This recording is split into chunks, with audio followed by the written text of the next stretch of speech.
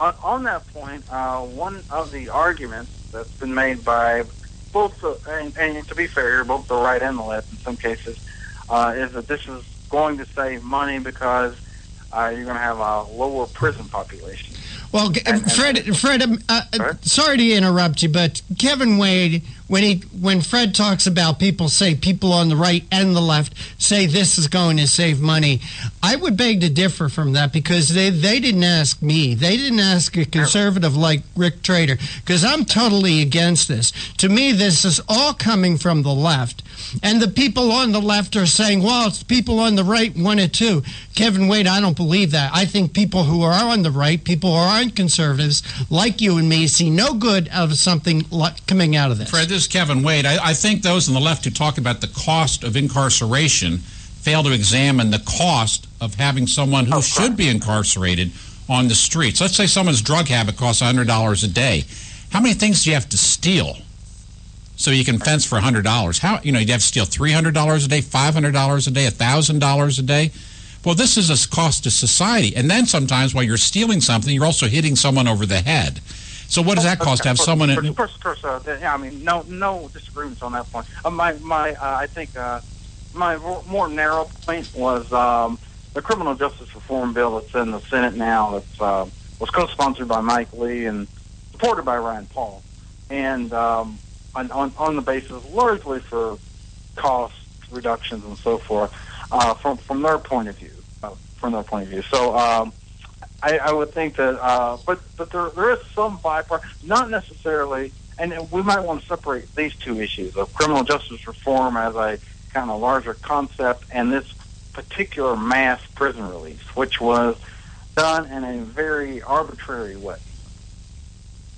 Yeah, but Fred, isn't the justification for the mass prisoner release the same thing as this sentencing reform, judicial reform program that's being discussed now?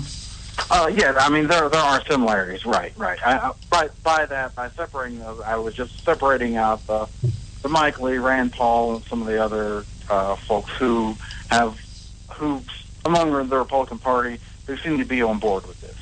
Well, they should get off the board because they don't understand, apparently, that for a guy to raise $100 in cash, he probably has to steal $500 to $1,000 worth of goods every day. And in the course of stealing those goods to get his $100 for his couple fixes, he might well put someone into an emergency room that can cost between $5,000 and $15,000 before you get out of that emergency room for one 12 or 18-hour period.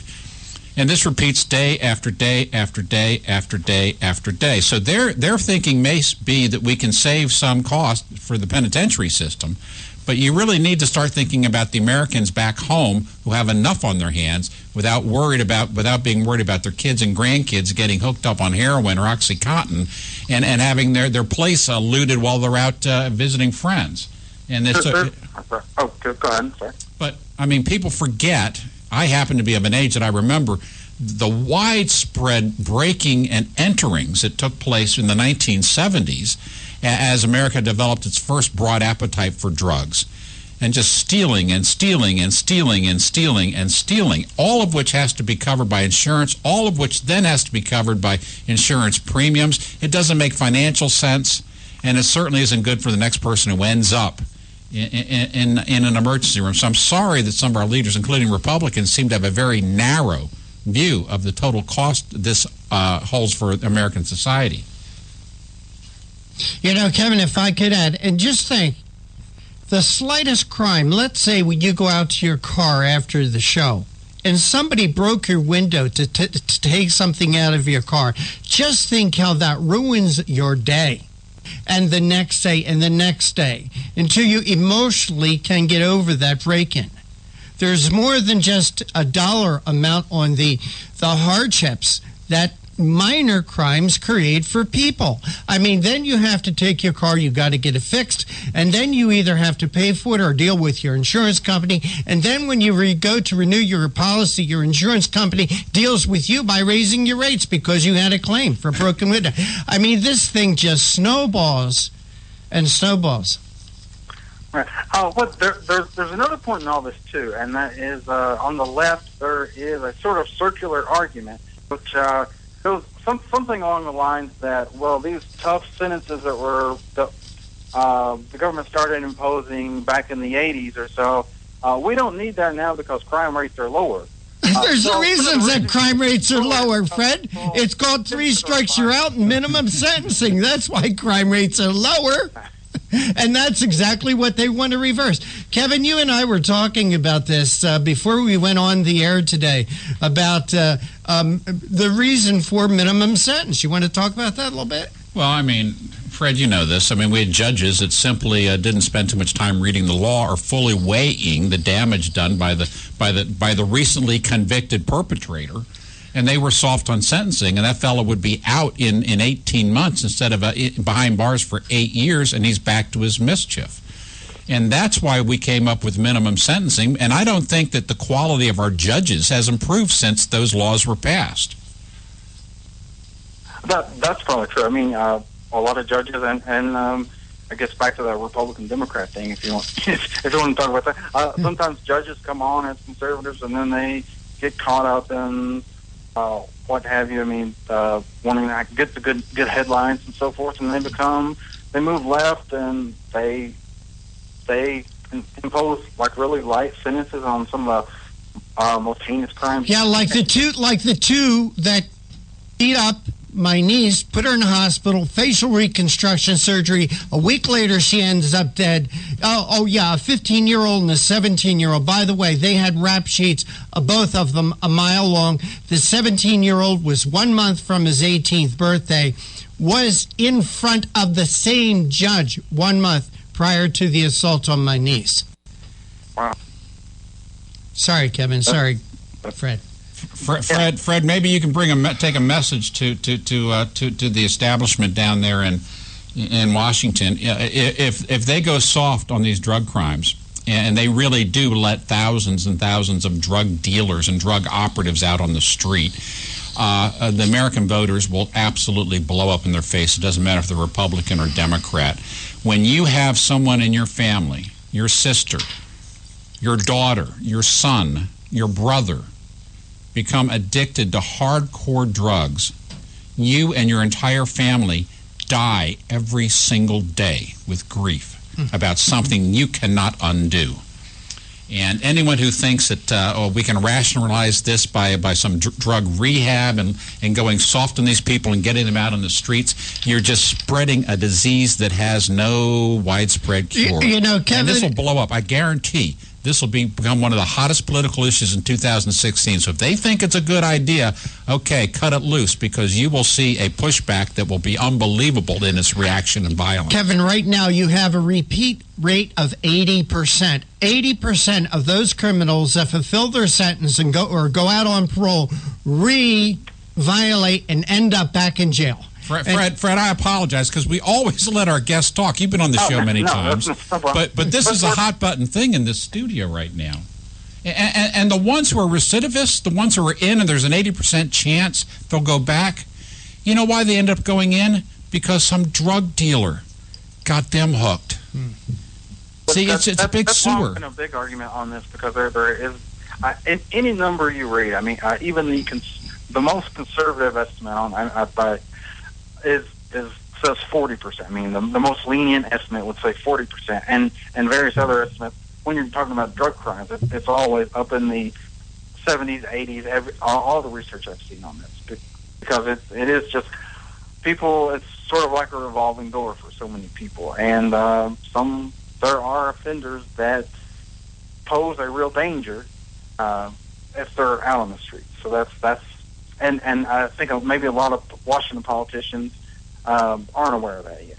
No, they have to be. Because they're out of touch with this. I mean, they have the real to be. world. I mean, this is something. I mean, your family dies every day when someone near to you has a heroin addict, has a heroin habit.